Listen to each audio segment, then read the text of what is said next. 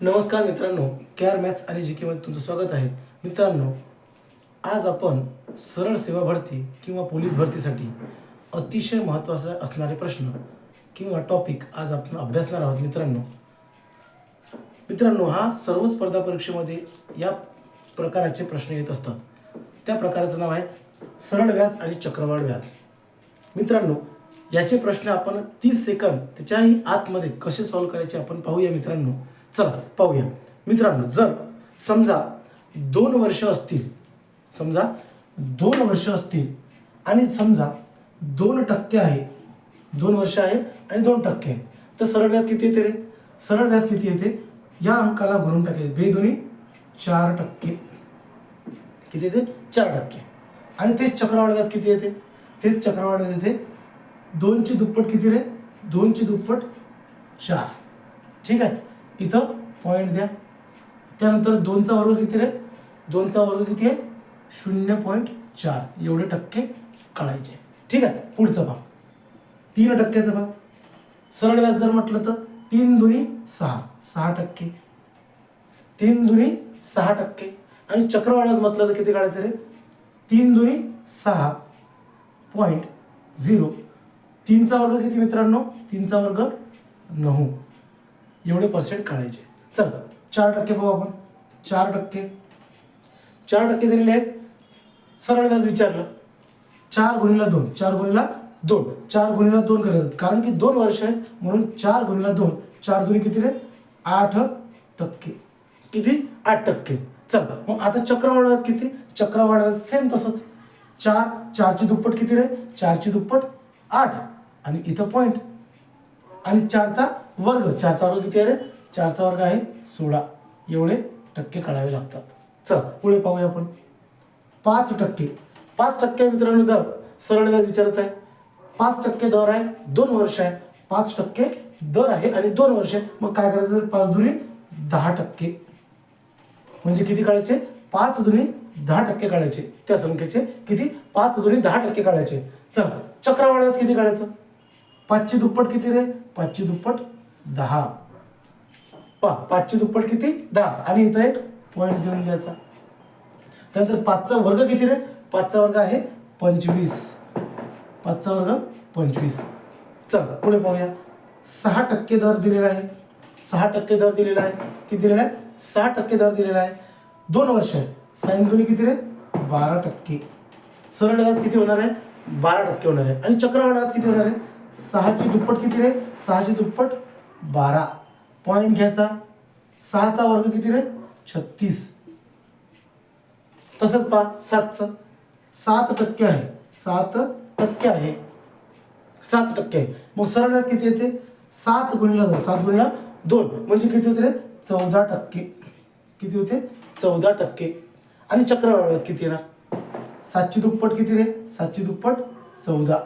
Point देऊन द्यायचा. आणि 7 चा वर्ग किती आहे मित्रांनो? 7 चा वर्ग आहे 49. म्हणजे एवढे टक्के काढावे लागतील. पहा मित्रांनो, त्यानंतर आपण डायरेक्टली 10 घेऊ. 10%. मग 10%चं किती येते? 10%चं 10 दुनी किती रे? 20. याचे किती झाले? 20%. किती झाले? 20% झाले. मग आता चक्रवाढ व्याज किती येते सर? किती येते? पहा याचा काय येते रे? याचा 21% येते. किती येते? 21%. आता हे तुम्हाला सर्व तर लिहून दिलं मी, पण हे सॉल्व कसं करायचं? याचं एक सूत्र आहे. तर सूत्र कसं आहे रे? पहा, A अधिक B काय आहे? A अधिक B अधिक 1 गुणिला B आणि भागीला 100. पहा मित्रांनो, 2 वर्ष आहे. काय आहे? 2 वर्ष आहे. 2 वर्ष आहे आणि जे पण दर दिलेला आहे, 2 वर्ष आहे आणि जो पण दर दिलेला आहे तो दर इथं ठेवून द्यायचा. जसं की आता आपला दर किती दिलेला आहे? 10% दिलेला आहे. किती आहे? 10% दिलेला आहे. आता चक्रवाढच पाहिजे आपल्याला. चक्रवाढासाठी हा फॉर्म्युला 2 वर्षासाठी. पहा 10% दर आहे. पहिल्या वर्षी 10 अधिक दुसऱ्या वर्षी 10 अधिक 10, याच्यामध्ये काही नाही, गुणाकार आहे 10 भागीला 100. पहा मित्रांनो, आता सॉल्व करायला काय करणार? इथं गुणाकार आहे, याची ॲडिशन आहे. याचं गुणाकारमध्ये हा 0 हा 0 हा 0 हा 0 कट झाला. काय झालं रे, शून्य शून्य कट झाला. या दोघांचा गुणाकार एक एक एक. चला अधिकचं चिन्ह आहे, 10 अधिक 10 20. याची बेरीज किती होते रे, याची बेरीज होते 21 आणि किती येणार आहे, म्हणून 10चं किती येते 21%. हे काय आलं, चक्रवाढ व्याजचा सूत्र झालं मित्रांनो. 2 वर्ष जर असलं तर याचं सूत्र काय रे, ए अधिक बी अधिक ए गुणिला बी भागिला 100. म्हणजे दर काही सारखा असते का, कधी कधी सारखा नसते. जर सारखा नसला तर हे वापरायचं, कधी सारखा असते तर हेच वापरायचं आणि सारखा नसला तरी हे वापरायचं. 2 वर्ष जर असेल तर 100% हा फॉर्म्युला लागते आणि पटापट उत्तर येतात. जसं की पाहता मित्रांनो, 10,000चे आपल्याला 5% दराने 10,000चे किती रे, 10,000चे 5% दराने 2 वर्षाचे चक्रवाढ व्याज काढा. आता मित्रांनो हा प्रश्न आहे आणि हा प्रश्न आलेला आहे. आता कसं सॉल्व्ह करायचं रे, एकदम 30 सेकंडमध्ये मित्रांनो. पहा 10,000 गुणिला, आताच मी लिहून दिलेलं आहे तुम्हाला. 5% असलं 5% आहे आणि 2 वर्ष आहे, 5% आहे आणि 2 वर्ष आहे. मग चक्रवाढ पाहिजे आपल्याला. दर किती आहे रे, डायरेक्ट दर किती येणार 10.25. काय ना 10.25 म्हणजे 10,000चे 10.25 काढा. किती, 10,000चे 10.25 काढा. पहा मित्रांनो, याच्या बाजूला टक्के आहे आणि टक्के ज्याच्या बाजूला असतं त्याच्या खाली काय असते रे, 100 असते. टक्के ज्याच्या बाजूला त्याच्या खाली 100 असते. चल मग आता काय करायचं रे, हा पॉईंट हटवून टाकायचा आणि 2 शून्य खाली वाढून टाकायचे. काय करायचं, पॉईंट हटवायचा आणि 2 शून्य खाली वाढून टाकायचे. आता गुणाकार करून टाका. हे 10,000 आणि हे 10,000 कटले. मग राहिलं काय रे, राहिलं 10 म्हणजे 1,025 रुपये. एवढं त्याचं उत्तर आलं. किती आलं, 1,025 रुपये. मित्रांनो हे एकदम शॉर्टकटमध्ये आहे. तुम्हाला जर याच्यामध्ये जर आणखी व्हिडिओ पाहिजे असेल तर तुम्हाला भेटतील, पण याच्यावर तुम्हाला प्रॅक्टिस महत्त्वाची आहे मित्रांनो. जर तुम्हाला उत्तर काढायचे असतील ना, पटापट उत्तर निघतात, पण त्याच्यासाठी प्रॅक्टिस खूप महत्त्वाची आहे. काय महत्त्वाची आहे, प्रॅक्टिस. तर त्याच्यासाठी तुम्ही प्रॅक्टिस करा, जास्तीत जास्त प्रॅक्टिस करा आणि उत्तरं पटापट येऊन जातात. 30 सेकंडच्या आतमध्ये उत्तर येतात. ठीक आहे, चला हे होतं सरळ व्याज आणि चक्रवाढ व्याज. समजलं का मित्रांनो, हे काय आहे, सरळ व्याज आणि चक्रवाढ व्याज. जर तुम्हाला सरळ व्याज विचारलं, 2 वर्ष आहे आणि 2% दर आहे, 2 वर्ष आहे आणि 2% दर आहे, तर त्याचा गुणाकार काय होते, 2 दुनी 4. म्हणजे सरळ तुम्हाला किती काढायचे, 4% काढायचे. समजलं का, 4% काढायचे.